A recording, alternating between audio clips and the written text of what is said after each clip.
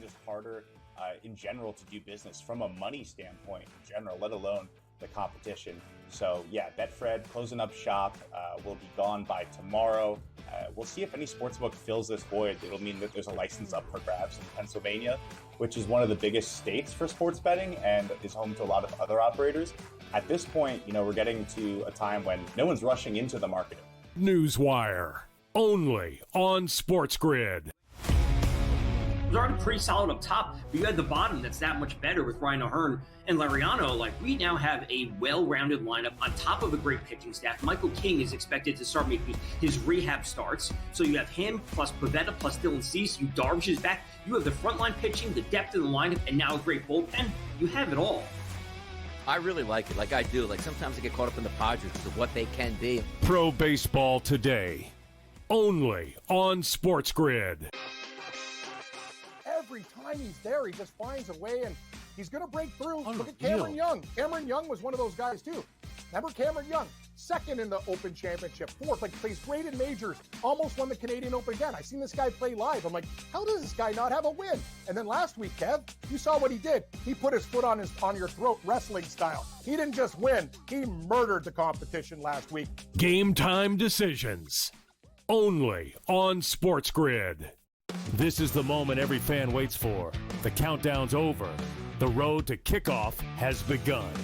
Play is here to stay. I'm not going to name names, Kevin. From win totals to player props, from division races to MVP debates, we've got eyes on every camp and data feeding 24/7, breaking down every angle across the league. Every pick, every edge, every line that matters. SportsGrid. Your road to kickoff starts now.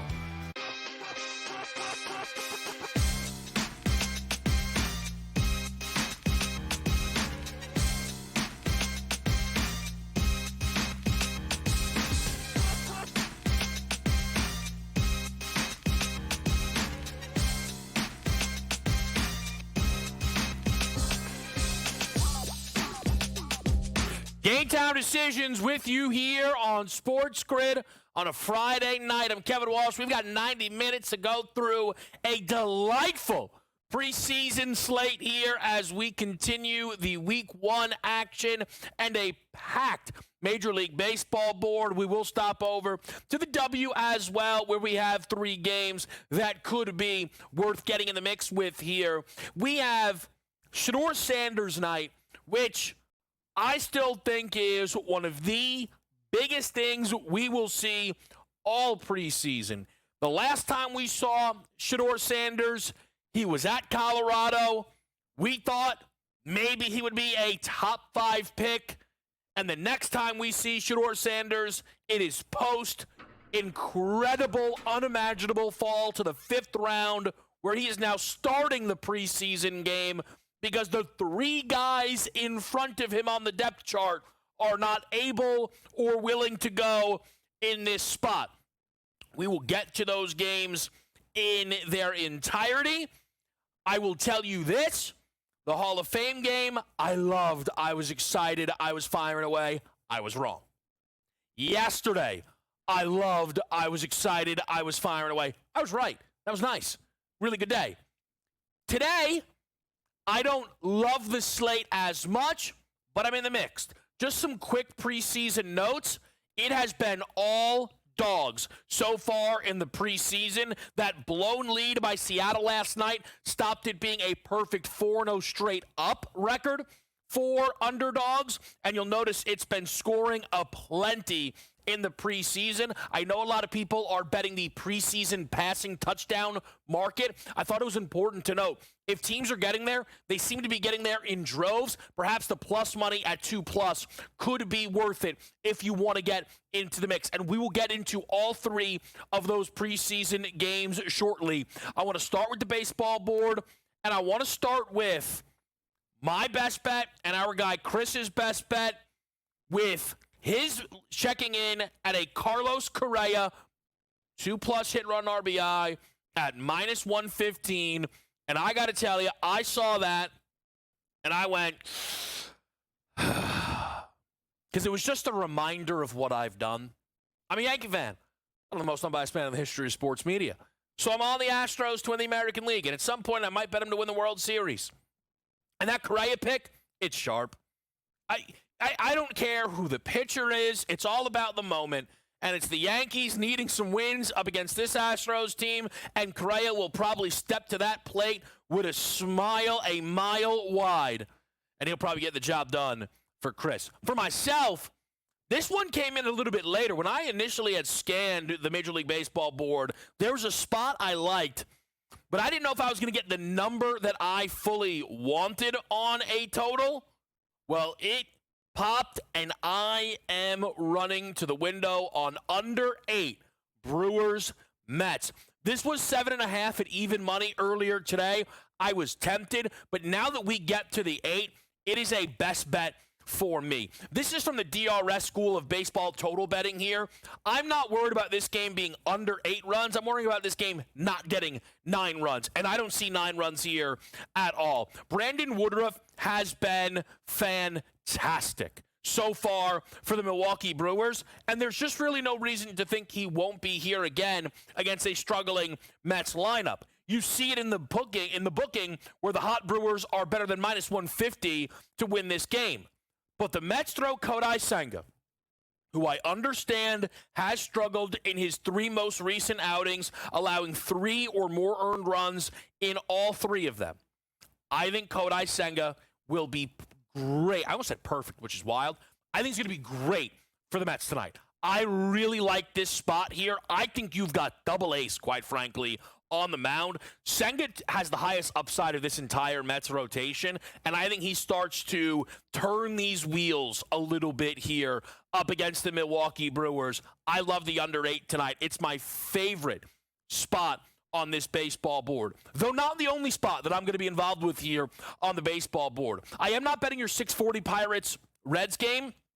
Since he flips to the favorite, though, after being a dog in game number 1 against Paul Skeens, Skeens gets there on the strikeout prop. Game stays under due to a shutout by the Pittsburgh Pirates overall. Tonight's total, I would lean under. I'm fascinated to see if Chase Burns can continue to just keep up this strikeout excellence. We talked yesterday that Skeens is starting to ramp it back up. Look at the Ks per 9, around 13 in his last 5 starts.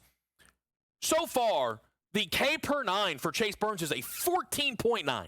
Nearly 15 strikeouts per 9 innings. He has been incredible for Cincinnati in that department. Interested to see what he brings tonight in that game. Where I am betting, though, on this board, 3 money lines, but it starts with a hit-run RBI, and that's Aaron Judge. How many times have we been able to get Aaron Judge for 2+ hit-run RBI at minus 125? Not many. Not many. Now, it comes with Hunter Brown on the other side, but that's okay for me.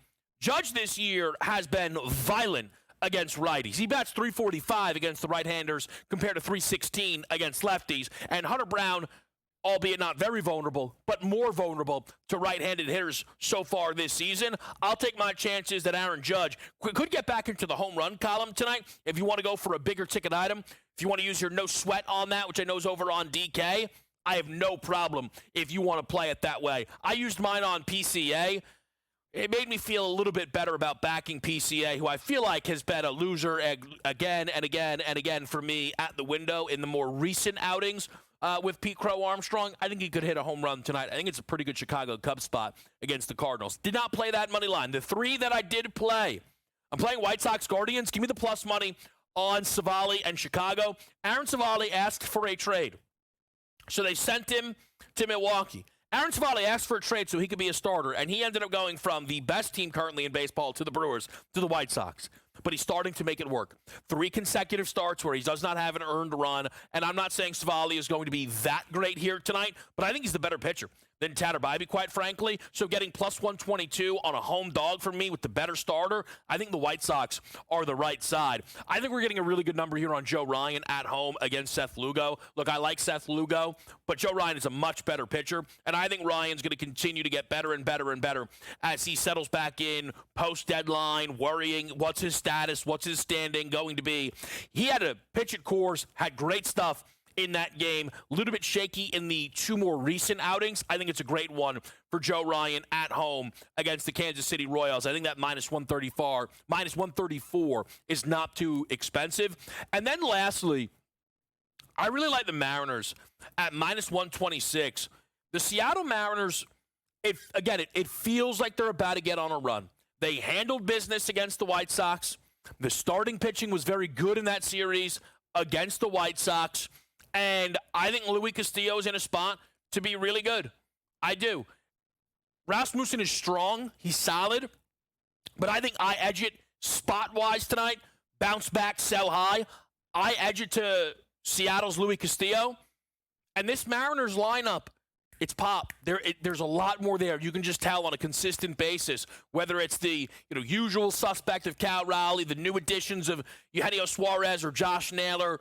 I think this Mariners team is going to continue to get on a run here, and I think they get a win tonight up against the Tampa Bay Rays. That is where I am at for a Major League Baseball card tonight, but we pivot to the NFL preseason action. Shedeur Sanders night. Are we betting Shedeur? Are we fading Shedeur? We'll talk about it next. It's Game Time Decisions on SportsGrid.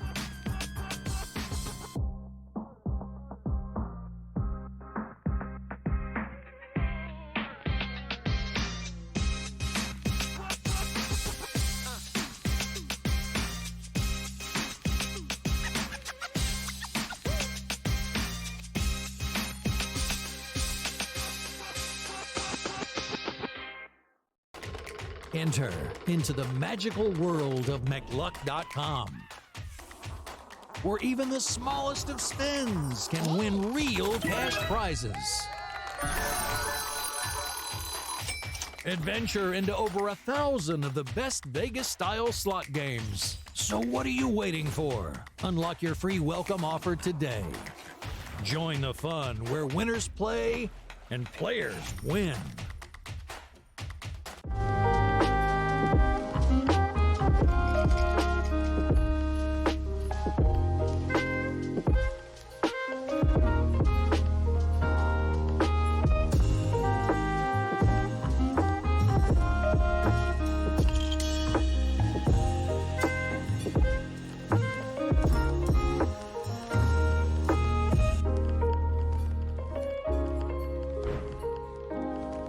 We're going to go through every single thing, and I've got a great team behind me that's going to help me get the job done. I want this to be the place that people come to. There is going to be an energy to Game Time Decisions that you will feel night in and night out. We are going to hit every single one of those markets that you need to know about. We will have everything at our disposal, and we will use that to our advantage. There is not going to be a better place, I promise you, than Game Time Decisions. I'm Kevin Walsh. Tune in to Game Time Decisions weekdays on SportsGrid.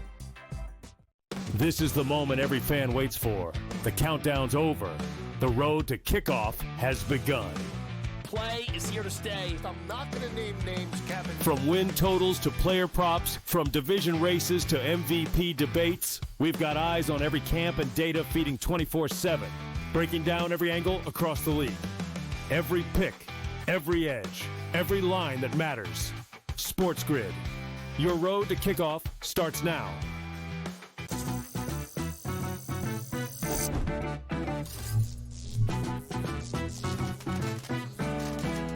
Did you know sportsbooks tend to draw up tighter bet lines for events that get even more bettors, like championship games or major matchups? My tip? Try betting on less popular sports. You might have a better shot at beating those odds. Now, go get lucky. See you in Las Vegas. Let's get lucky.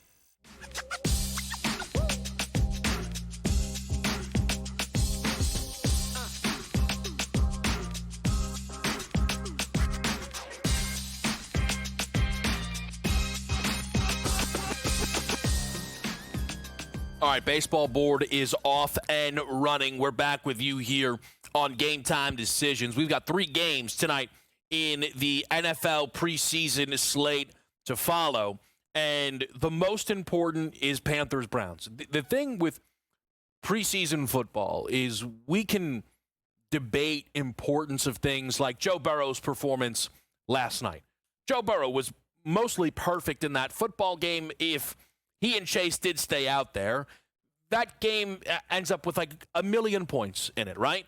As much as the Eagles were the right side because Tanner McKee was fantastic, I was fading a little bit the idea that Burrow was going to go out there and score a touchdown every drive.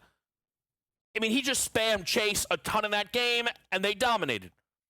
But it's backups. It's the preseason. They still got to do it week 1, week 2, right? So you can debate on those things. The importance of it all. There's no debating the importance of this Shedeur Sanders performance. Shedeur Sanders has a pretty easy argument to be the most noteworthy player from this most recent NFL draft class. And that being true is met with Shedeur Sanders possibly fighting for a roster spot on the Cleveland Browns.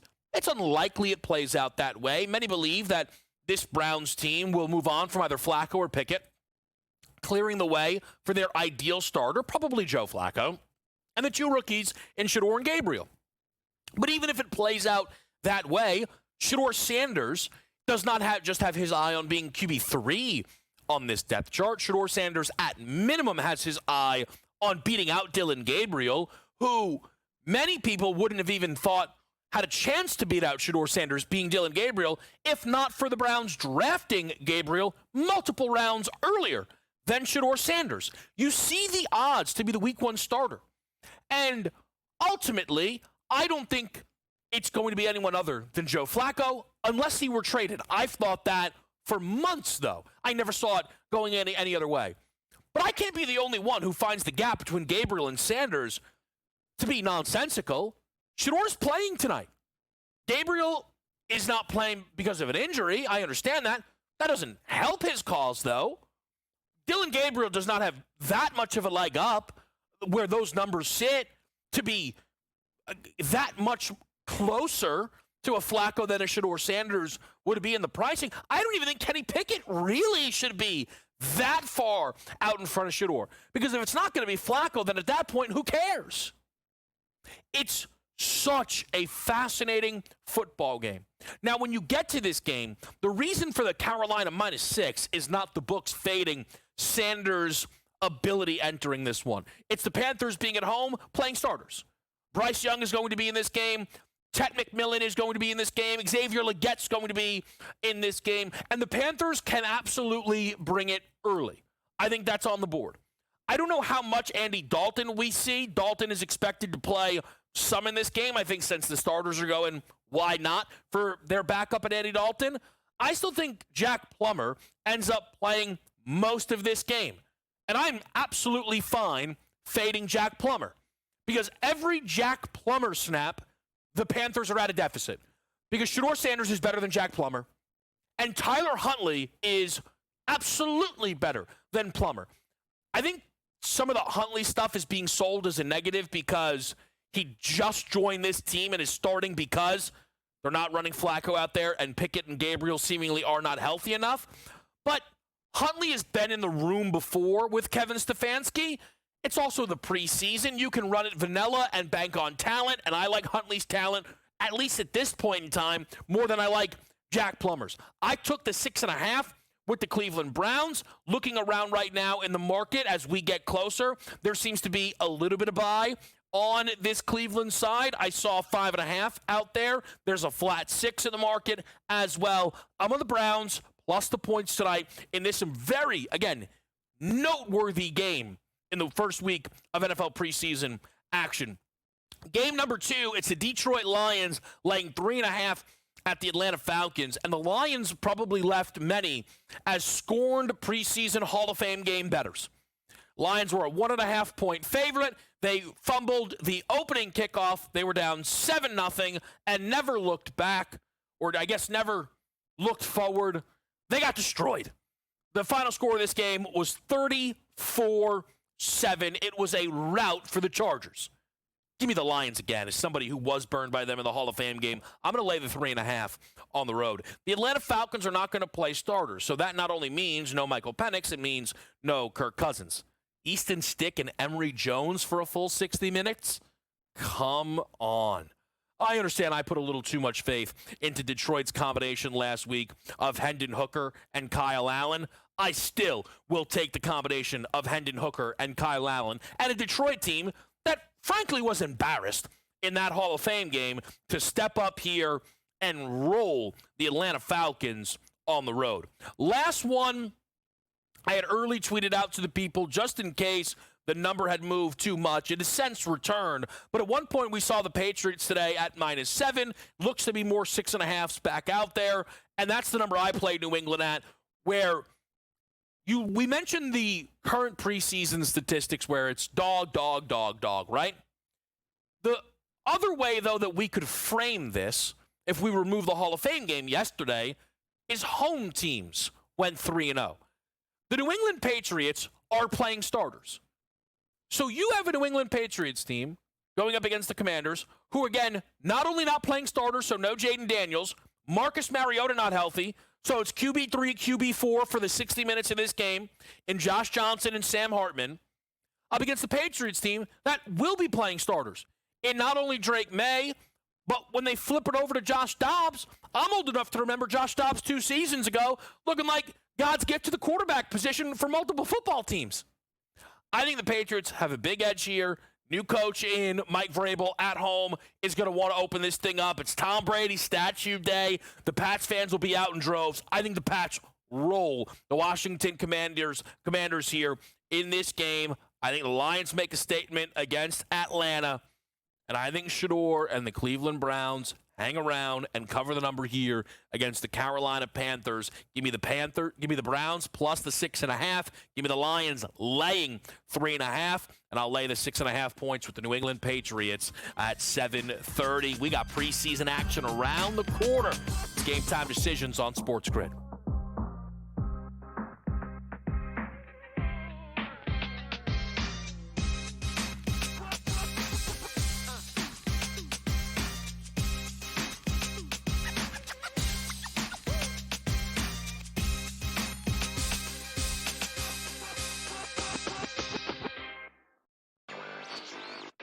They're in a decent spot. They actually had a really great quarter this past quarter, and they're crediting what they're calling a smarter approach to sports betting and player quality, not just being lucky and being on the winning side of more bets. Of course, the past 2 quarters have been really bad for sports books, which just got hammered in the NFL playoffs, and then that continued into March Madness. But it looks like Q2 is shaping up to be much better for them. Newswire, only on SportsGrid. Joey Ohtani's only seen him 7 times, 7 at-bats. He's got a home run against him.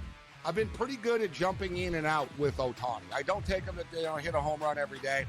The odds are good enough tonight, Scott, at plus 230 to entice me. I've got a bet on Ohtani's season home run prop at 43.5, which, he's nearly there. In-game live, only on SportsGrid. It was already pretty solid up top, but you had the bottom that's that much better with Ryan O'Hearn and Lariano. Like, we now have a well-rounded lineup on top of a great pitching staff. Michael King is expected to start making his rehab starts. So you have him plus Pavetta plus Dylan Cease. You Darvish is back. You have the frontline pitching, the depth in the lineup, and now a great bullpen. You have it all. I really like it. Like I do. Like sometimes I get caught up in the Padres of what they can be. Pro Baseball Today, only on SportsGrid.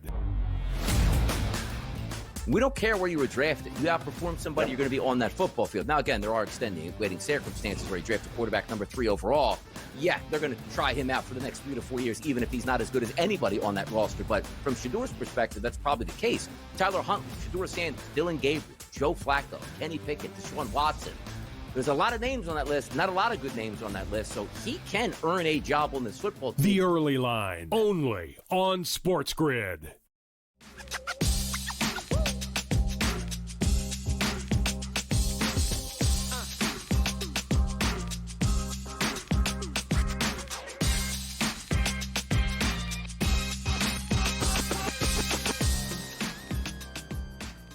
Back right here on Game Time Decisions, the Major League Baseball board offering up plenty today, but you've got a big-time number on the Detroit Tigers, which can mean only one thing.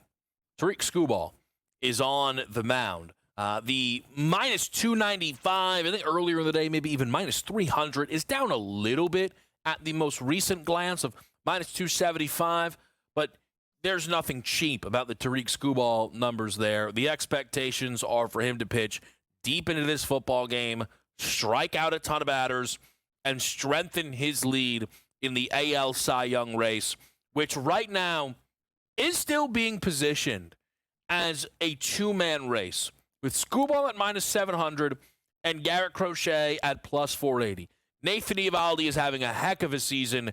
He's just not really pitched enough, I think, to actually infringe on this race. Every other pitcher is 50-1 or greater. In fact, the next two names you'll see in Joe Ryan, Hunter Brown are on this slate tonight.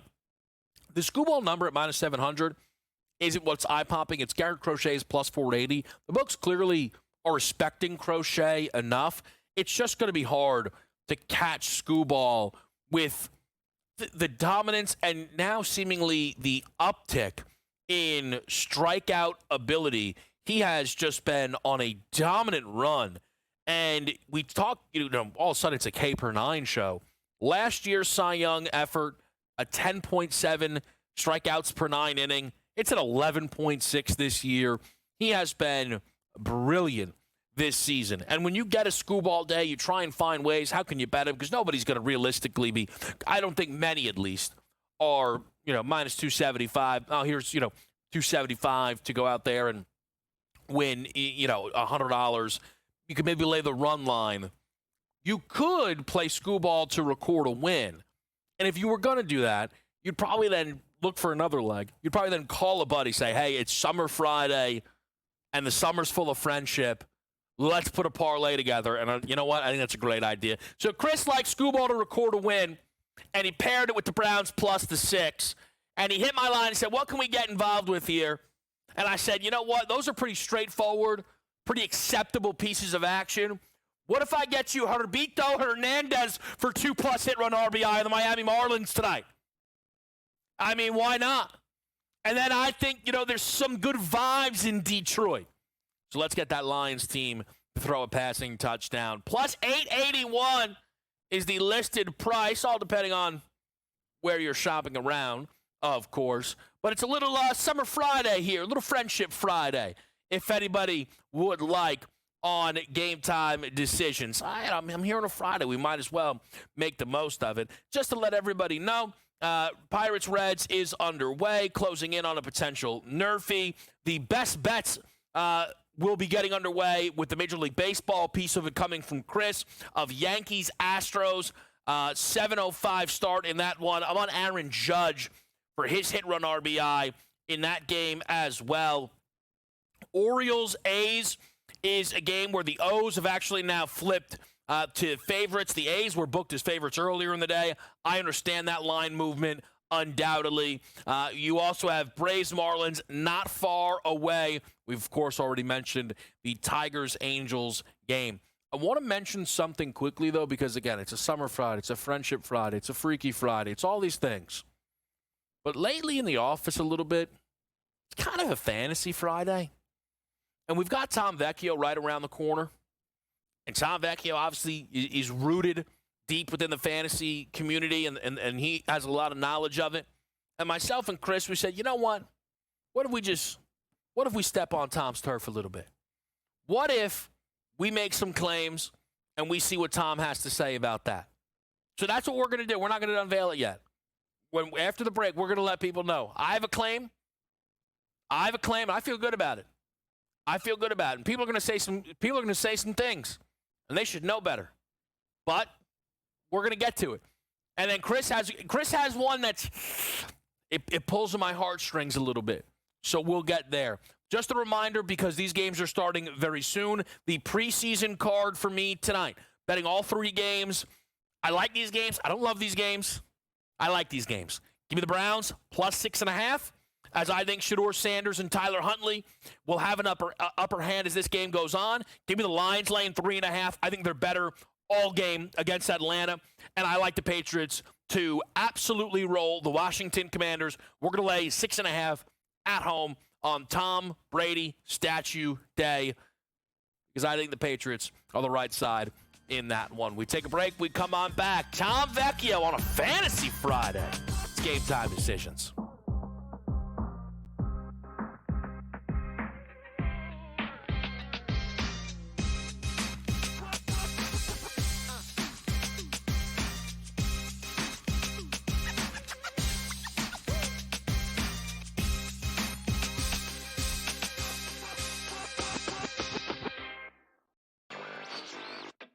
they're in a decent spot. They actually had a really great quarter this past quarter, and they're crediting what they're calling a smarter approach to sports betting and player quality, not just being lucky and being on the winning side of more bets. Of course, the past 2 quarters have been really bad for sportsbooks, which just got hammered in the NFL playoffs, and then that continued into March Madness. But it looks like Q2 is shaping up to be much better for them. Newswire, only on SportsGrid. Joey Ohtani's only seen him 7 times, 7 at-bats. He's got a home run against him. I've been pretty good at jumping in and out with Ohtani. I don't take him to hit a home run every day. The odds are good enough tonight, Scott, at plus 230 to entice me. I've got a bet on Ohtani's season home run prop at 43.5, which, he's nearly there. In-game live, only on SportsGrid. It was already pretty solid up top, but you had the bottom that's that much better with Ryan O'Hearn and Lariano. Like, we now have a well-rounded lineup on top of a great pitching staff. Michael King is expected to start making his rehab starts. So you have him plus Pivetta plus Dylan Cease. You Darvish is back. You have the frontline pitching, the depth of the lineup, and now a great bullpen. You have it all. I really like it. Like I do. Like sometimes I get caught up in the Padres because of what they can be. Pro Baseball Today, only on SportsGrid. We don't care where you were drafted. You outperform somebody, you're going to be on that football field. Now, again, there are extenuating circumstances where you draft a quarterback number 3 overall. Yeah, they're going to try him out for the next 3 to 4 years, even if he's not as good as anybody on that roster. But from Shadur's perspective, that's probably the case. Tyler Huntley, Shadur Sanders, Dylan Gabriel, Joe Flacco, Kenny Pickett, Deshaun Watson. There's a lot of names on that list, not a lot of good names on that list, so he can earn a job on this football team. The early line, only on SportsGrid.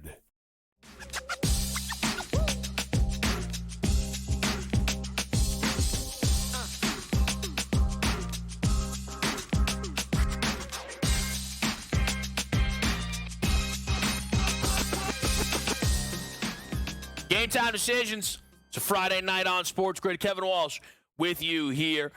We've got a lot of good stuff coming up in this hour. We will be joined by Brady Cannon, get an update on the FedEx St. Jude Championship. Scott Wetzel will give us a little bit of preview of what's coming up on In-Game Live tonight as well. But we start with Tom Vecchio here on this Friday. Tom, it's great to have you. I know there's action that's starting to fly off the board, so if you have any, whether it's about to start in 3 minutes or start in 3 hours, let the people know, what are you betting on this Friday night? Yeah, let's get to the Guardians and the White Sox. We got about, 40 minutes in that one. Over in that one, 8.5, whatever it might be. There's a little bit of wind blowing in. I know people are going to be looking at that, but, we're still dealing with upper 80s when it comes to temperature, which is absolutely fantastic. The Guardians, hold the phones. All of a sudden, they are scoring as of late, absolutely dog-walking Chris's Mets. Chris, our producer in the background, absolutely handing it to them. And the White Sox, credit to them, they have a little bit pesky. And, Aaron Zavala is a terrible pitcher. We know that. And, Tanner Bybee, I was super high on him coming into the year. He just hasn't been that type of pitcher. So, the White Sox, they put a couple runs on the board. The Guardians are actually much better on offense as of late. So give me 5-6 runs from the Guards. I think the White Sox will do their part. I like the over in that game. And then Phillies, Rangers, under. Playoff type environment. In this one, not only has this ballpark been playing to the under for the most part of the season, but we got 2 solid pitchers on the mound. They're not really fly ball pitchers. As I spoke to Donnie and Joe this morning on the early line, the only way I see this game going over is a Schwarber or Seager late inning home run, and then the game ends up going 5-3 when it was cruising under the majority of the game. Yeah, one of the things that jumped out to me for that game, Chris Sanchez has gone past 6 innings in 6 straight starts. And yet if you wanted to fade Chris Sanchez to go deep in this game, it's over -150 for an under 18.5 outs recorded. It's a very tricky market to bet, I feel, with any consistency. I just thought that was noteworthy because typically you would think they would start, they're taking bets on the over, but maybe not, an overly actionable market or taking a big handle. So it's more people, sharper under. Clearly he's not going, but so far he's been able to get there in 6 straight. I wanted to play the under on Sanchez tonight off of another, long outing against Detroit where he went 8 innings. But nevertheless, that was the one thing that jumped out to me for that game. One quick thing for the live Major League Baseball board, and Tom, we don't have time to get into this tonight because we only have a little bit of time here. But maybe Monday, just like stash this one away. Figure out if Chase Burns is actually eliminated in this NL Rookie of the Year race. Because I understand the ERA is bad, but this is the most for you guy maybe ever. He strikes out every batter. First inning, 3 Ks. Just, I don't know if you have a take on it right now. If you do, that's great. But it feels like something to watch. He's probably out of it, like, when it's all said and done. Like, Miz, we know, both him and Miz will not have massive sample sizes, or just volume of innings. But, Baldwin's been having a good year. You can make the case for Ramirez from the Marlins. Like, he just doesn't have enough. And neither does Miz, and when it's all said and done. But so they both should be out. The only thing is, if I'm not mistaken, like, does Drake Baldwin even qualify for the leaderboards yet? He does. He does. I don't think he does. Like, I'm talking about like league lead and things of that nature. Like, he's got more under his belt than those guys. I understand that. But like, that doesn't matter ultimately. He has the games played to qualify for Rookie of the Year, which is all that matters. No, I understand. So you're saying Burns and Mizorowski may not qualify for the award? No. They qualify for the award because they're playing. Got it. You're talking about like home run leader. Like, Drake Baldwin doesn't have enough at bats or whatever it is to qualify for that. That's irrelevant when it comes to this market. I guess what I'm getting at, Tom, is like his batting average, right? I believe it's a 287, which would be somewhere in the top 25, right? Drake Baldwin doesn't qualify for that. So the point I'm basically saying is Drake Baldwin is not going to play 140 games, right? Like, he's not having a normal. No one really seems to be in this Rookie of the Year market anyway, I guess. That's the only thing that just makes me wonder if Chase Burns is going to strike out 10 guys a game for 3.5 months, I'm not sure it's over. That's all. He's 40-1. I think it's something to track. Let me ask you this quickly, Tom. You mess around with this preseason football at all? I mean, I have. I don't literally have any action tonight. Okay. Tomorrow, I'll definitely have action just because there's more games. I'll be doing in-game live with Brady, so I'll just have awesome. Something, some irons in the fire. I don't have any tonight. I don't want to say that maybe I'll be playing preseason NFL DFS tomorrow, just because again we have more games, but that's a different conversation. All right. I want to ask Tom a couple fantasy questions. Here's the deal, right? People get in the mix with fantasy. We've got Tom here who can be a bit of an authority on this. Is Fantasy Friday going to become a trend? I don't know. Here's what I do know. Tom Vecchio's hosting Game Time Decisions next Friday. I do know that. So maybe it could be. So just keep your eyes out for that. Tom's going to do a great job next week. He might be Thursday and Friday, Tom? Thursday, Friday, Monday, Tuesday, Wednesday. A lot of Game Time Decisions from Tom Vecchio. I wonder what that means. Right. Okay, Dub's trying out a cruise for the first time. But we don't need to get into all of those details there. But with some of the fantasy stuff, and this stuff can all be relevant. It can relate to awards markets, how high you are on a team, season-long player props. I want to start with Chris's take. Oh boy. He believes Jahmyr Gibbs should be and will be RB1. What do you believe about Jahmyr Gibbs in the top of the running back market right now, Tom? Should be? I don't know if he should be. Can he be? Absolutely.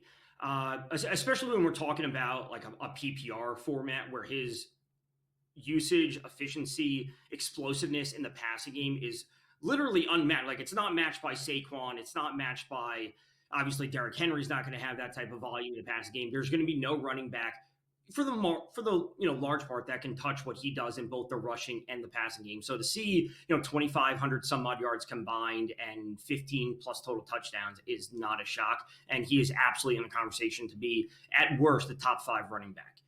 I think the incredible thing with Gibbs is some people like Chris believe he is RB1 while Montgomery is there, where if Montgomery was gone, seemingly Gibbs would be like a unanimous first overall pick, or maybe just him versus Chase. Mine, Tom, I can hear it now. People are going to be like, most unbiased man history of sports media. How could you make that claim? Well, because if I'm right, I'm right.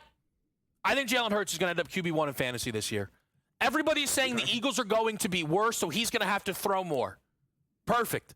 So an automatic 10 rushing touchdown quarterback is going to be throwing more, get closer to maybe 3,500 passing yards, 25 or more passing touchdowns. I think that's all on the board for Jalen Hurts this season. I think he ends up QB1. I mean, it's not a bad take. The only issue would come down to, they have a bye, so therefore he doesn't play in the final week of the season. So he just doesn't have that game under his belt, which is removing a game from him, which can be said the same thing about Lamar and Josh Allen, and Mahomes and whatever it might be. I would say maybe that there's more of a chance that he actually can push to that, because if the Bills, that is, aren't being challenged in the East, Jaden Daniels and the Commanders could be challenging in the NFC East. Therefore, they may not be getting that bye, and Hurts could certainly be there when it's all said and done. I would say he falls between 4 and 7 this year. Oof, man, I'll tell you, I would be really surprised, injury notwithstanding, if he did not end up a top 3 quarterback in fantasy football. Tom, always a pleasure. We've got Scott Wetzel joining us next right here on Game Time Decisions.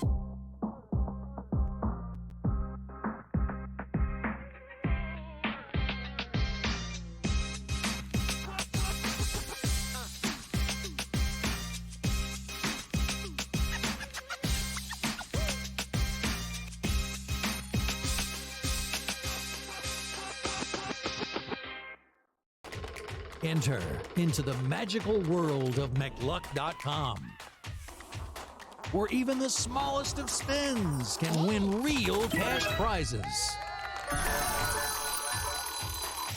Adventure into over 1,000 of the best Vegas-style slot games. So what are you waiting for? Unlock your free welcome offer today. Join the fun where winners play and players win.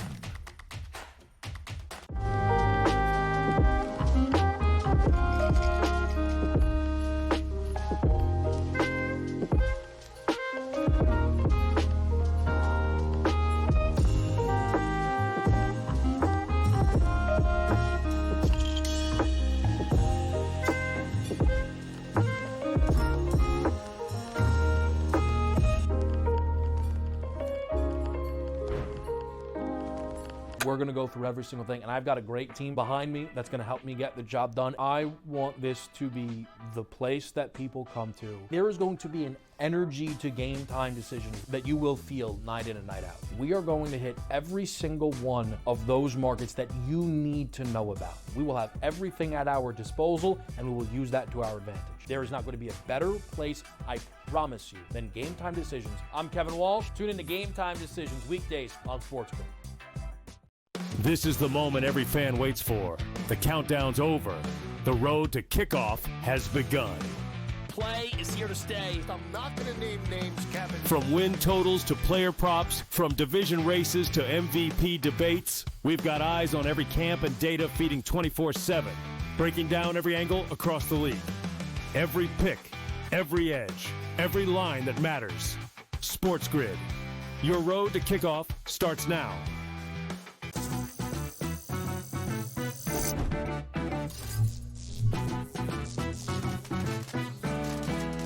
Did you know sportsbooks tend to draw up tighter bet lines for events that get even more bettors, like championship games or major matchups? My tip, try betting on less popular sports. You might have a better shot at beating those odds. Now, go get lucky. See you in Las Vegas. Let's get lucky.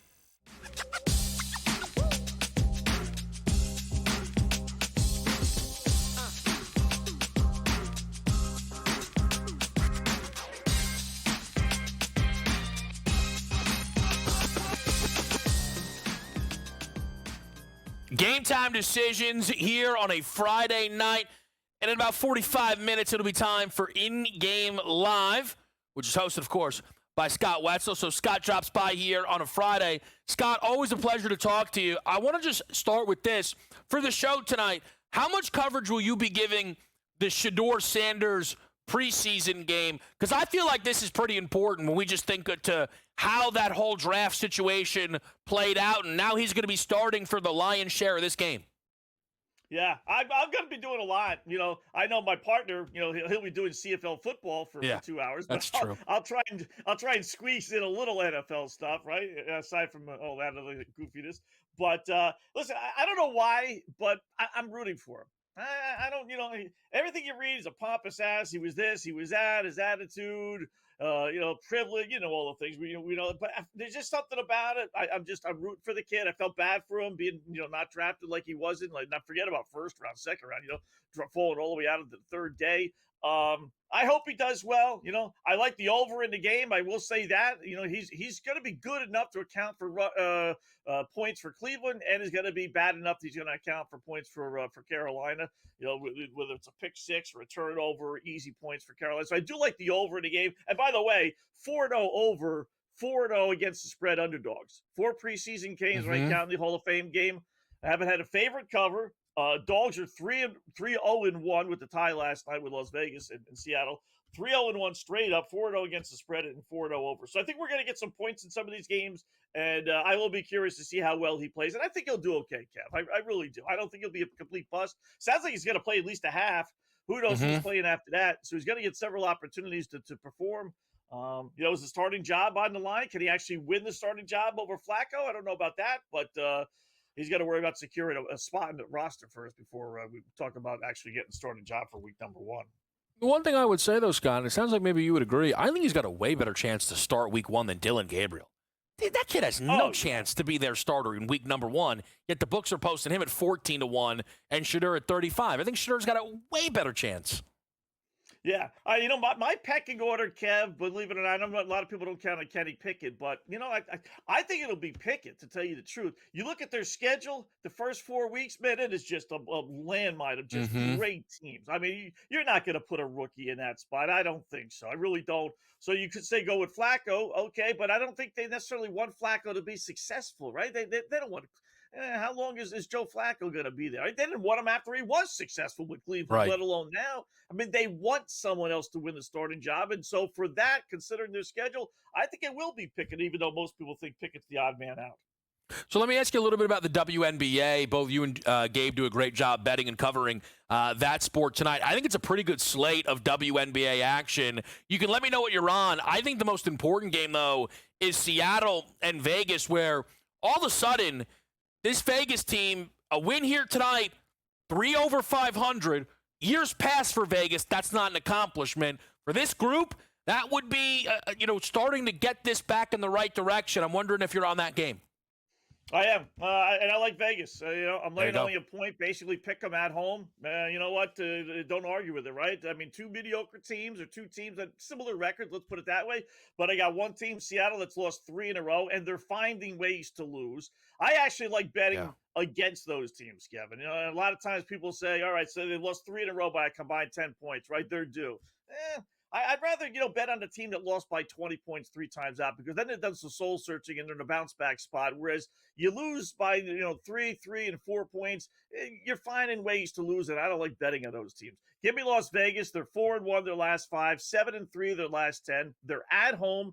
Big game. They're tied for the number 3 spot, as far as the playoff situation goes, with 10, 15 games left, depending on which team you have. So it's a big contest. Seattle has won 2 of the 3 meetings so far. But give me Las Vegas at home and basically pick 'em odds. Yeah, it's one of those things, Scott, do you feel, I don't know if you're into the futures market with the W at all, do you feel like this is just a 2-team race, last year's finals, where it's the Liberty and the Lynx, or do you feel it's a little more open than that? I don't, Kev. I'd like to say yes, but man, it's just, there's such a drop down, and especially if Caitlin Clark doesn't play, and now Indiana lost a couple more players last night, so they're really scuffling. All the other teams are right around 500. They just are. Minnesota to me is clearly the team to beat. I even worry about New York. That would be the only door where maybe New York is struggling so much, and we outran Stewart, and they haven't played great basketball this year. Maybe it's just a championship hangover. But after a 7-0 start, they've been on an under 500 team. It would be, you'd have to make a strange case for either Atlanta or Las Vegas or Seattle. All good rosters. That's the thing, Scott. They're talented. That's what throws me off. It's deeper then Seattle's got a lot of juice. The way Indy's played without Caitlin's been impressive. Like, Vegas still has, I think, pound for pound, the best player in the world in Aja Wilson. I don't know. I keep feeling like we're not going to get that finals rematch, but I know all year long it's kind of been telling us, yes, we are. Major League Baseball-wise tonight, the Yanks and the Astros are going. Scooball's out there. We got Bueller, Pivetta, late night in beautiful San Diego. What's something that's standing out to you? A couple things. One, let me go back to the WNBA for a second, if I can. I do like over 84.5 points, Minnesota, Kev. Lynx are playing, without the Nafisa Collier, but the 2 games they played without her, she's missed the 2 games, they've scored 111 and 91 points. And now they're taking on a team that just lost their best defensive player. They traded them away. So I don't know how Minnesota doesn't get 85 points tonight like that. As far as the baseball stuff goes, how about this? I know this is going to be goofy, but how about under 4.5 Cleveland and the White Sox? Take a look at Aaron Savali, White Sox starting pitcher. They picked him up in a trade a few weeks back from Milwaukee. The guy's allowed 0 runs in his last 3 starts. 0. 17-plus innings. Got to worry about Tanner Bybee a little bit for Cleveland, but I don't play under 5s too often or 5-inning games too often, but I'm going to go under 4.5 Cleveland and the Chicago White Sox. Little hunch play that Savali continues his good pitching. Yeah, he's been impressive. I played the White Sox money line, Scott, kind of under the same guideline there. So I appreciate you making some time. Again, Scott Wetzel will be on In-Game Live in about 40 minutes. NFL preseason, WNBA, definitely CFL on a Friday. Appreciate it, Scott. We'll be right back. It's Game Time Decisions.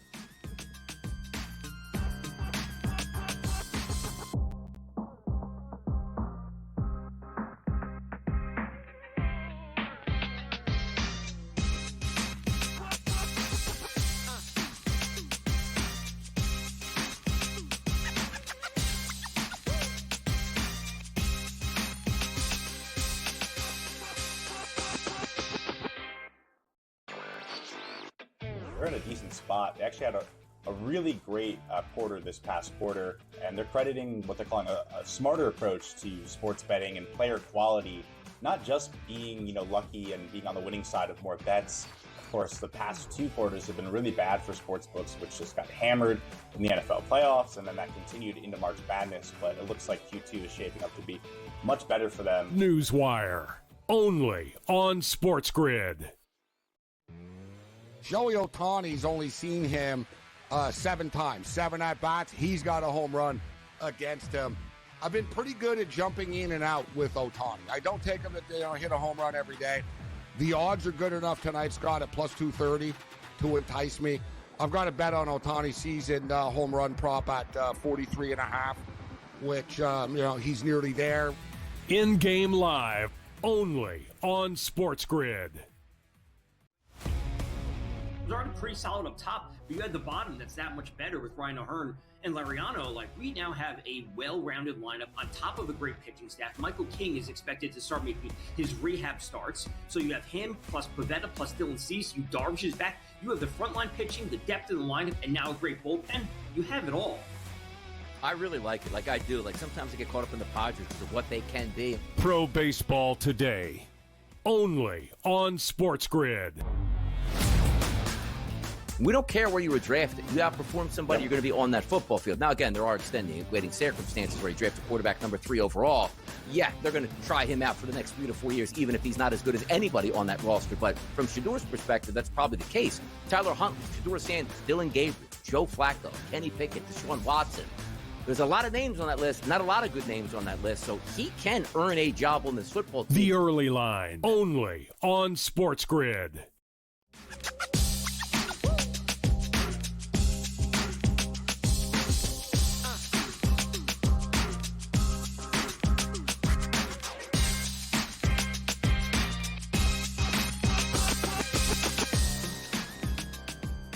All right, we're back with you right here on Game Time Decisions. And let's update a little bit the live board, what's happening. Quickly, Yankees-Astros. Chris and I were talking before the show, talking about his Correa play. And he's like, he destroys the Yankees. And I said, you know what, you're right. It's a game. Yankees fans are excited. They kind of need it. Here comes Houston. And I'm like, it's going to be Correa. It's going to be Altuve. Now, Correa got a base hit his first at-bat, but Altuve hit a 2-run shot. Maybe we should have been looking yes runs first inning in that game. Judge has an opportunity here after a Ben Rice double to potentially get an RBI with a base knock, so that would be great for the hit-run RBI play that we do have in. NFL-wise, the Browns are playing well. They just can't connect on a couple things to close out these drives offensively. They had a 4th and 1 where they went for it in plus territory, which made plenty of sense. Just totally broken protection. Shedeur Sanders almost took a minus 30 sack. Like, it could have been really, really bad. Chet McMillan just had himself a beautiful catch in that one, though. So Carolina's going to start to get on the move in a scoreless game. Atlanta, Detroit, Hendon Hooker with a nightmare scramble fumble that set the Atlanta Falcons up for a field goal opportunity. They took advantage with just a field goal, nothing more than that. Elsewhere on this baseball board, it's 3-0 early O's as they had a couple of opening inning homers against JT Ginn. Cincinnati scores first against the Pittsburgh Pirates. Chase Burns with 5 Ks through 2 innings. Just tracking, noticing, keeping an eye on it. Kyle Hendricks actually struck out the side, so how about that, Tariq Skubal? The Nerfy did come in Tigers Angels if you played it. And then we've got Atlanta and Miami heading to the bottom of that first inning, so it gives you an idea. The one thing I almost forgot, WNBA-wise, we talked a little W with Scott Wetzel, who just joined the show. Wings Liberty tonight. I think this game has some pop. I think this game can play towards the listed over, though Paige Beckers is out and it dropped the total 4 points. All right, so I got a bad number. I'm like, what am I missing? That's what I'm missing. Paige Beckers is out to drop the total. Here's the deal.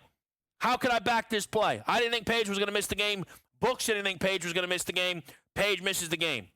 Dallas is really bad, so they're just really cautious with Paige Beckers, and I can't blame them, obviously. You know, she is the franchise piece now for the Dallas Wings. They hope for a decade. I played over 174. Clearly a bad number. It is what it is. I was like, what am I missing? Why does that say 170.5? All right. Just hope we steal one. Hope Sabrina scores 100. That kind of becomes the MO there. Judge does not make good on the RBI opportunity. Elsewhere on this baseball board, just to reset the deck and then even the NFL preseason game that is upcoming, the 3 money lines that I am on tonight, Major League Baseball-wise. Give me the White Sox at plus 122. I'm taking the chance with Aaron Savali, who's been really good his last 3 starts.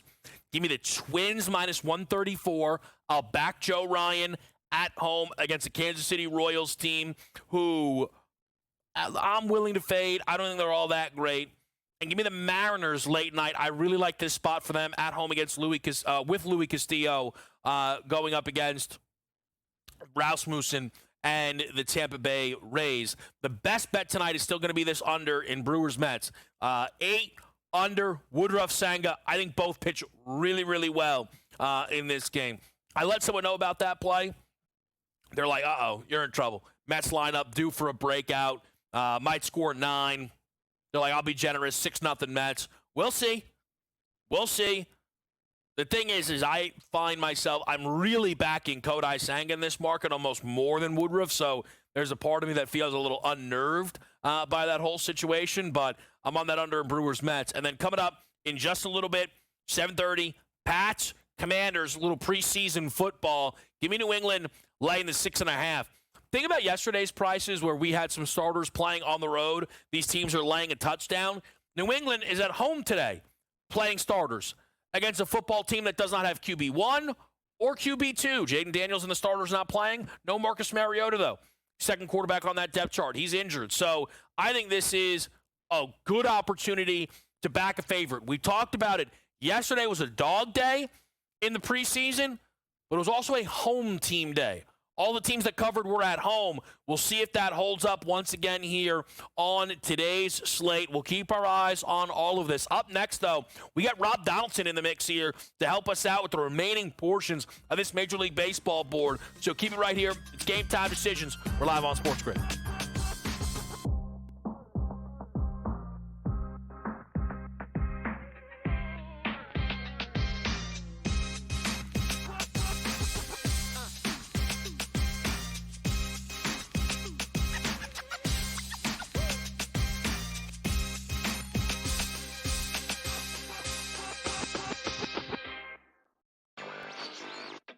they're in a decent spot. They actually had a really great quarter this past quarter, and they're crediting what they're calling a smarter approach to sports betting and player quality, not just being lucky and being on the winning side of more bets. Of course, the past 2 quarters have been really bad for sports books, which just got hammered in the NFL playoffs, and then that continued into March Madness. But it looks like Q2 is shaping up to be much better for them. Newswire, only on SportsGrid. Joey Ohtani's only seen him 7 times, 7 at-bats. He's got a home run against him. I've been pretty good at jumping in and out with Ohtani. I don't take him to hit a home run every day. The odds are good enough tonight, Scott, at plus 230 to entice me. I've got a bet on Ohtani's season home run prop at 43.5, which, he's nearly there. In-game live, only on SportsGrid.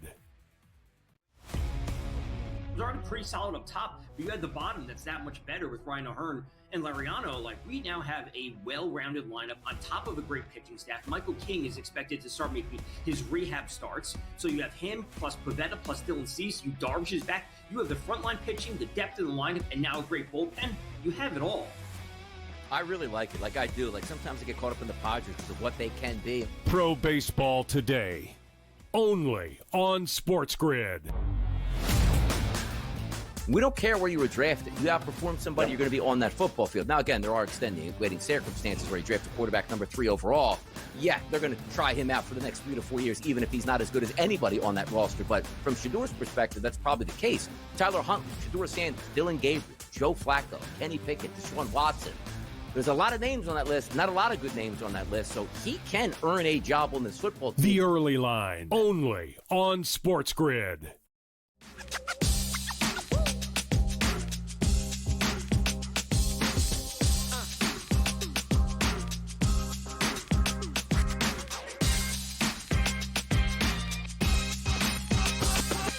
Back at the right here, game time decisions, and we got a couple of good games to get to, including, shame on me for not bringing this up earlier, something that behind the scenes I've been calling the Hall of Fame game tonight. That's because we had the Dodgers and the Blue Jays throwing Kershaw and Scherzer. To help us break that game down and a few others, it's Rob Donaldson. Rob, always a great time to talk a little Major League Baseball here on a Friday night. How are we feeling about this slate? Couple irons in the fire already? Yeah, and honestly, a lot of really great pitching matchups, a lot of teams that are in contention going up against each other. It's a really fun slate, and I think there's a lot of things or different angles for really any type of bettor tonight. Yeah, the one play I think you had early was back in the Angels against Skubal. And, I messed around with them a little bit, in some parlay stuff, but Kyle Hendricks, I didn't mind Kyle Hendricks tonight. I'm wondering if it was similar for you.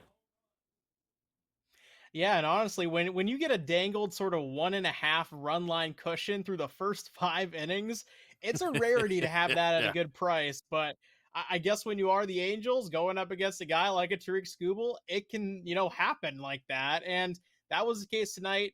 Hopefully Kyle Hendricks, I think the magic number really is like 2 earned runs for him, which is so possible. But even if he gives up 3 at this point, I do think the Angels can add 1 more and really cash that for us. Yeah, maybe let me not talk about this game anymore. Spencer Torkelson just hit a home run, so let's go back. let me not ruin Rob's mojo all of a sudden here. Let me just relax with that. Talk to me a little bit though about this Philly and Texas game here. It's a fascinating spot where you get Merrill Kelly coming over to the Rangers at the deadline, but Chris Sanchez over the last month, arguably better than Zach Wheeler. And that's not even a shot at Zach Wheeler. Sanchez has been ridiculous. What are you thinking about this game?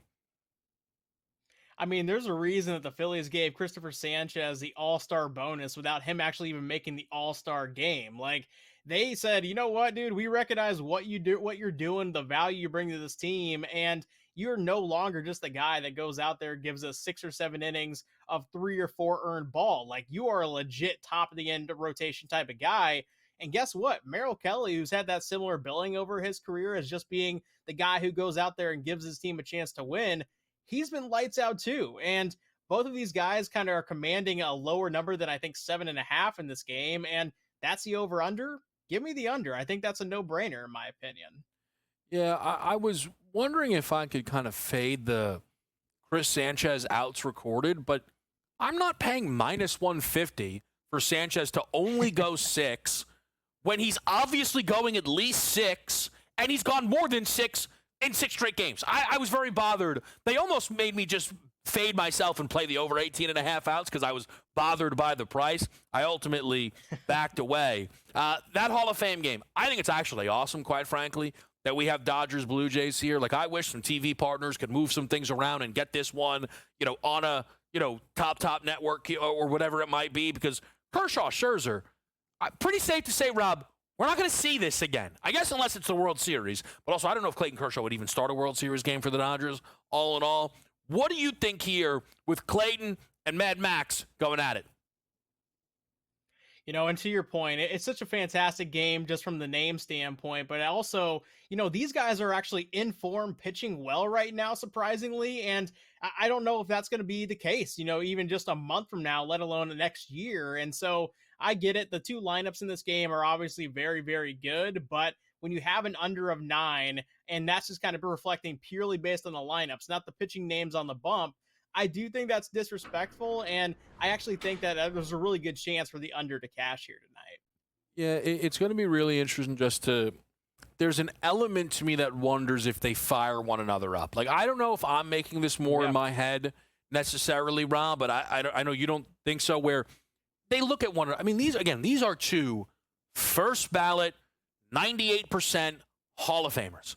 I don't know, the 100 stuff, it's all a mess, but like, there's no thought about it when you see Max Scherzer and Clayton Kershaw. So I think it is pretty cool. Can I ask what you think of Toronto as a whole, though? Like, they've obviously been on this run. I think close to no one would have expected 100 and, almost 20 games into a Major League Baseball season. The Blue Jays would be playing the Dodgers, and it would be Toronto with the better record. Are you buying them big picture, fading them big picture? Yeah, this is a team that I've really fallen in love with just because the youthful upside that this lineup kind of consisted of has really actually come to fruition. All the veterans that they had outside of Anthony Santander have really kind of rose to the surface during this run as well. And what was kind of ailing this team was the back end of the rotation, the back end of the bullpen. And I think just the winning culture, the excitement that's around this Toronto Blue Jays team has really risen those guys to the surface too. You have guys like Eric Lauer going out there and shoving a sub-3 ERA right now. I mean, it's truly incredible. And I think when you do have that dynamic for any ball club, yeah, that's the kind of thing that ends up winning you World Series. And we'll have to see if they can get that far. Yeah. Now, one thing that and again, this is probably just on me because I don't sometimes pay enough attention to certain things, but they're like, Rob is like, does all the college football stuff. And I went, oh, and I've recently been up in the college football preparation, so now it's just on the mind. So if I can, a couple minutes we have left here, Rob, have you started to get a handle on the Heisman Trophy race at all? I don't know how much you bet the Heisman, but the award has been so fascinating over the past couple of years, and I'm just wondering if anybody has started to stand out to you. Well, anytime there's an award at play, when you're talking about that futures market, it's a level of a popularity contest. So you got to kind of hitch yourself to a program or a style of player that can really capture the minds and just the eyeballs of people from just that entertainment factor level. And so obviously athletic QBs come to mind. One that comes to mind for me is at Texas A&M, Marcel Reed. I'm very high on them to win a lot of games this year and really compete for a college football playoff berth. And if they do end up kind of coming to that, level of play, I think a lot of shine is going to be shown at the quarterback. And Marcel Reed, ton of upside. I'm really liking his game. Yeah, I think one of the fascinating things for me is trying to figure out what wins that award. Because it felt like for a long stretch of time, Rob, it was all about, all right, well, who are like the 3 best teams? Who's their quarterback, right? And recently, you look at the Jaden Daniels season. Again, unbelievable statistically. If we had the expanded college football playoff field, I don't even think LSU would have made it that season. But Jaden Daniels wins the Heisman Trophy. Last year, Travis Hunter. Again, unbelievable what he did. Unbelievable what he did. Colorado was not a college football playoff team. They were kind of eliminated from that race almost before the final week of the season. But it was about that individual excellent. So I almost wonder, Rob, if instead of, Arch Manning, who's booked as the favorite because the idea is Texas is going to be the best team, is it about a Marcel Reed having 1,000 rushing yards behind that unbelievable offensive line? Is it about, let's go crazy, Nick Singleton having 2,000 scrimmage yards because he's going to have to be a top pass catcher for Drew Aller? Those are the things I find myself wondering with the Heisman Trophy.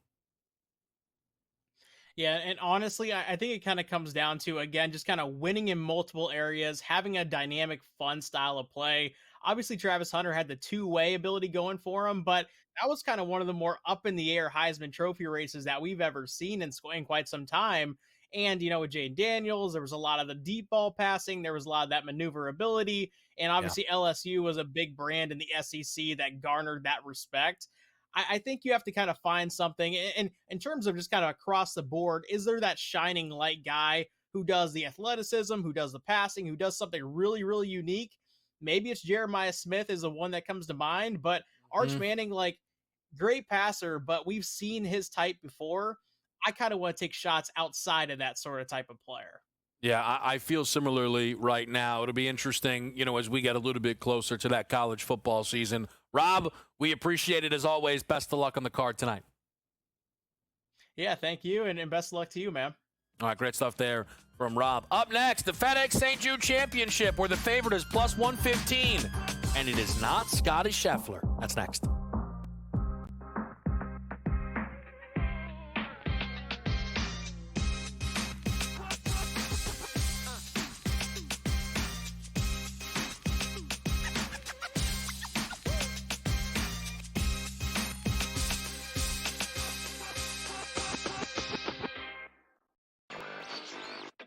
They're in a decent spot. They actually had a really great quarter this past quarter, and they're crediting what they're calling a smarter approach to sports betting and player quality, not just being lucky and being on the winning side of more bets. Of course, the past two quarters have been really bad for sports books, which just got hammered in the NFL playoffs, and then that continued into March Madness. But it looks like Q2 is shaping up to be much better for them. Newswire, only on SportsGrid. Joey Ohtani's only seen him 7 times, 7 at-bats. He's got a home run against him. I've been pretty good at jumping in and out with Ohtani. I don't take him to hit a home run every day. The odds are good enough tonight, Scott, at plus 230 to entice me. I've got a bet on Ohtani's season home run prop at 43.5, which, he's nearly there. In-game live, only on SportsGrid. Was already pretty solid up top, but you had the bottom that's that much better with Ryan O'Hearn and Lariano. We now have a well-rounded lineup on top of a great pitching staff. Michael King is expected to start making his rehab starts. So you have him plus Pavetta plus Dylan Cease. You Darvish is back. You have the frontline pitching, the depth in the lineup, and now a great bullpen. You have it all. I really like it. I do. Sometimes I get caught up in the Padres because of what they can be. Pro Baseball Today, only on SportsGrid. We don't care where you were drafted. You outperform somebody, you're going to be on that football field. Now, again, there are extenuating circumstances where you drafted quarterback number 3 overall. Yeah, they're going to try him out for the next 3 to 4 years, even if he's not as good as anybody on that roster. But from Shadur's perspective, that's probably the case. Tyler Huntley, Shadur Sanders, Dylan Gabriel, Joe Flacco, Kenny Pickett, Deshaun Watson. There's a lot of names on that list, not a lot of good names on that list, so he can earn a job on this football team. The Early Line, only on SportsGrid.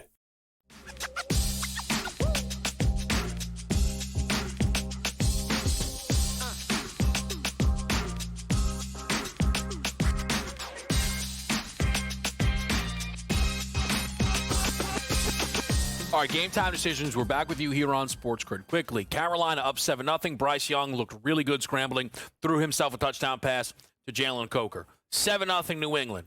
They returned the kick, the opening kick. Now, here's the thing. You might think, okay, that's not super noteworthy. It was Trevion Henderson.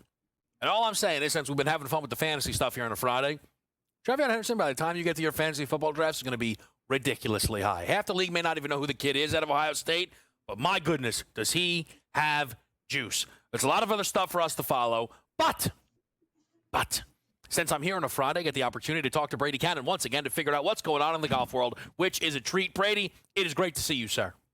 Hey, good to see you too, Kevin. Yeah, FedEx Cup playoffs, the postseason, the preseason football's here, the postseason golf is here. It's a good thing right now. The incredible thing is, if you were to tell me, hey, plus 115 favorite after a round of golf, I would have said, well, I know who that is. Guess this thing's over. And instead, it's Tommy Fleetwood, who sits at plus 115 right now. Give me your thoughts, Brady, on the early portions here of the St. Jude Championship. Well, I tweeted it out. He still had 2 holes left to play. He was red hot today. He was red hot yesterday. He had 2 stretches, both yesterday and today, where he made 4 birdies in a row. He shot 63 yesterday. Today he finished with 64. And again, when he had 2 holes left to play, he actually bogeyed his last hole. He was on pace for 63 again.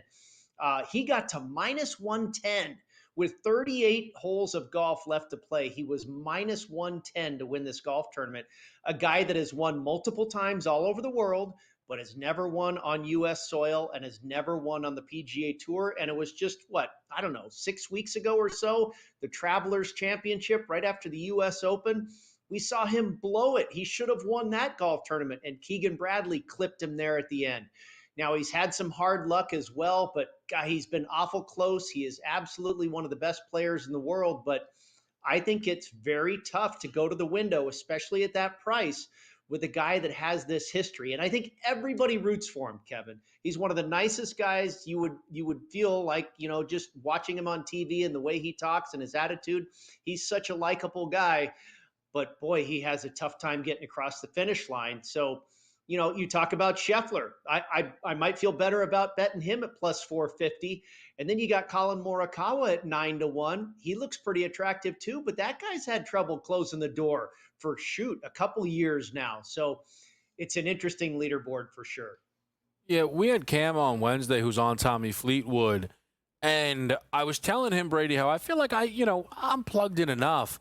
I could not believe that Tommy Fleetwood had never won a PGA Tour event before. That would have been, a piece of a bar trivia that I would have lost quite a lot of money on if somebody would have posed that question to me. Shedeur Sanders just threw himself a little touchdown there, which is fantastic to see. We'll get back to that in a moment, though. But tell me, Brady, the thing with Tommy, since he's never won before, right? Like, could you imagine what the price would be if that was Scotty Scheffler's name, sitting 4 shots up on everybody else? It feels a little more open. Are there names standing out to you at the midway point? I think it's hard to tell. Now, they stopped the round today. There's still a handful of guys out there that have to complete their round. There was some lightning in the area, so they will be up bright and early at 5:30 in the morning completing this second round. Now, there's no cut. It's a 4-round tournament for everybody in the field, 69 players in the field.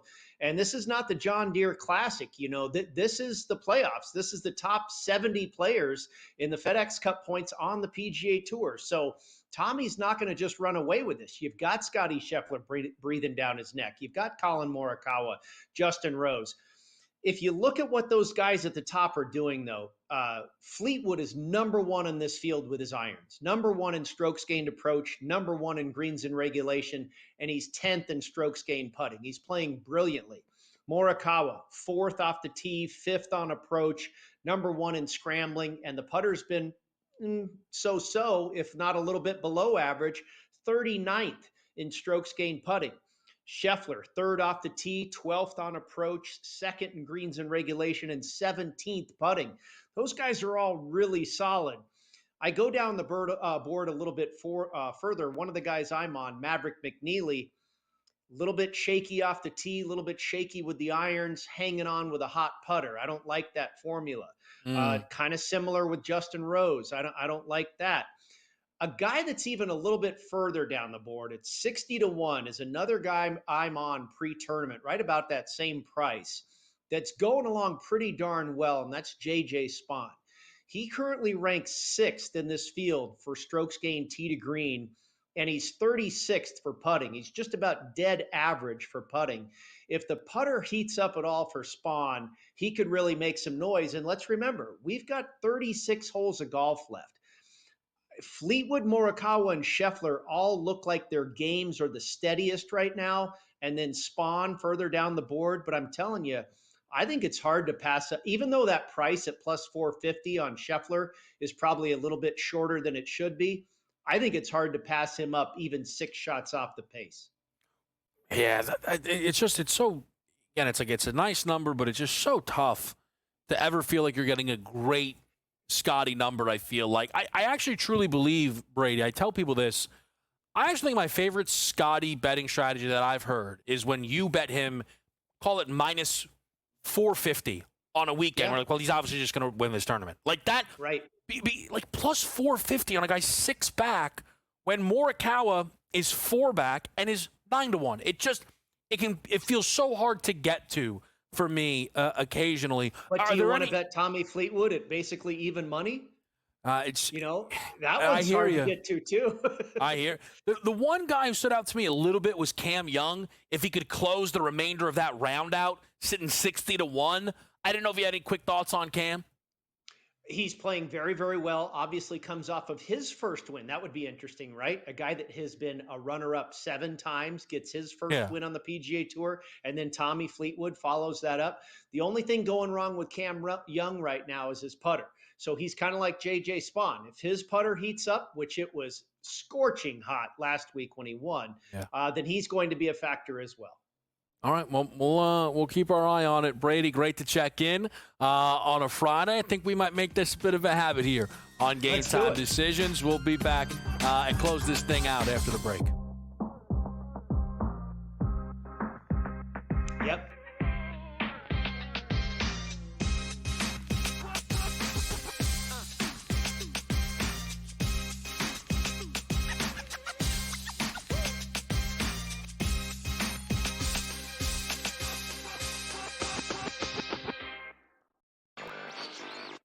They're in a decent spot. They actually had a really great quarter this past quarter, and they're crediting what they're calling a smarter approach to sports betting and player quality, not just being lucky and being on the winning side of more bets. Of course, the past 2 quarters have been really bad for sports books, which just got hammered in the NFL playoffs, and then that continued into March Madness. But it looks like Q2 is shaping up to be much better for them. Newswire, only on SportsGrid. Joey Ohtani's only seen him 7 times, 7 at-bats. He's got a home run against him. I've been pretty good at jumping in and out with Ohtani. I don't take him to hit a home run every day. The odds are good enough tonight, Scott, at plus 230 to entice me. I've got a bet on Ohtani's season home run prop at 43.5, which, he's nearly there. In-game live, only on SportsGrid. It was already pretty solid up top, but you had the bottom that's that much better with Ryan O'Hearn and Lariano. Like, we now have a well-rounded lineup on top of a great pitching staff. Michael King is expected to start making his rehab starts. So you have him plus Pivetta plus Dylan Cease. Darvish is back. You have the frontline pitching, the depth of the lineup, and now a great bullpen. You have it all. I really like it. Like I do. Like sometimes I get caught up in the Padres because of what they can be. Pro Baseball Today, only on SportsGrid. We don't care where you were drafted. You outperform somebody, you're going to be on that football field. Now, again, there are extenuating circumstances where you draft a quarterback number 3 overall. Yeah, they're going to try him out for the next 3 to 4 years, even if he's not as good as anybody on that roster. But from Shadur's perspective, that's probably the case. Tyler Huntley, Shadur Sanders, Dylan Gabriel, Joe Flacco, Kenny Pickett, Deshaun Watson. There's a lot of names on that list, not a lot of good names on that list, so he can earn a job on this football team. The Early Line, only on SportsGrid.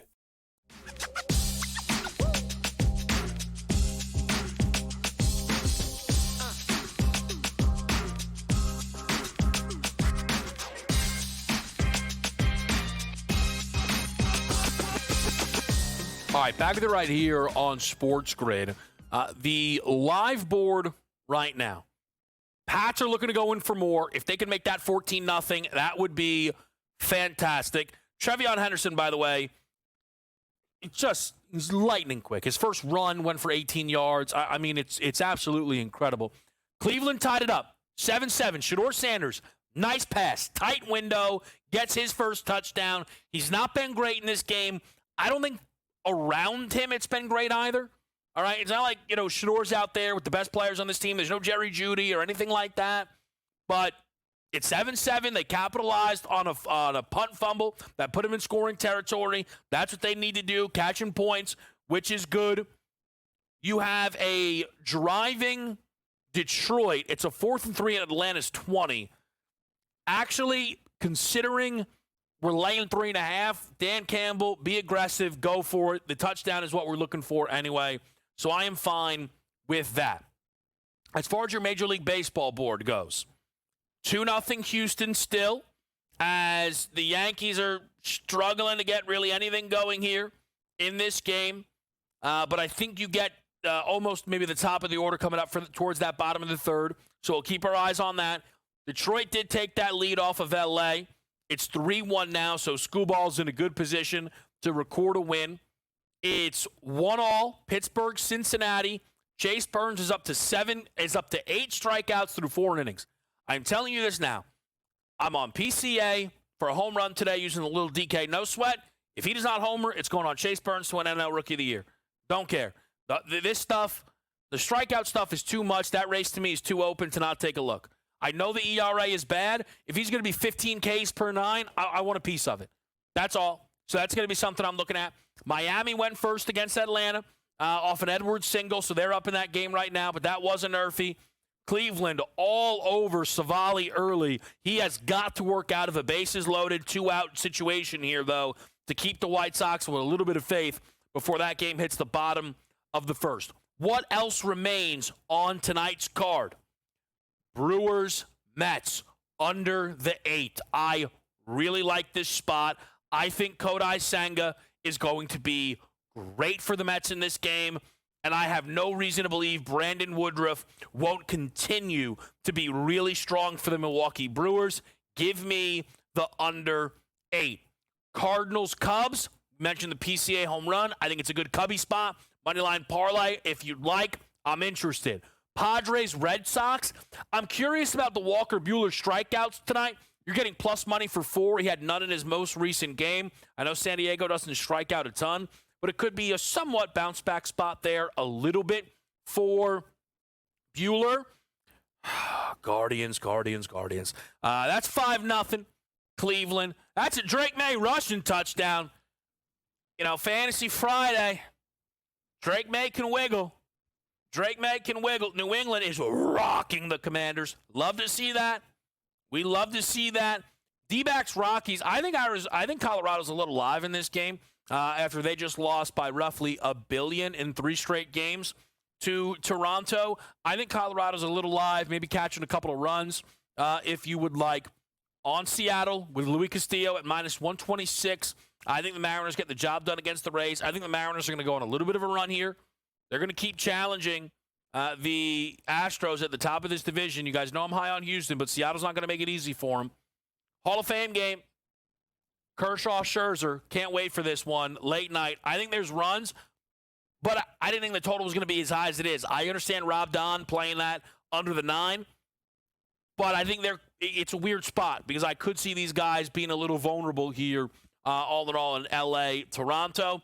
I'm not involved. Matt Gage, Jake Irvin, Giants, Nats, late night.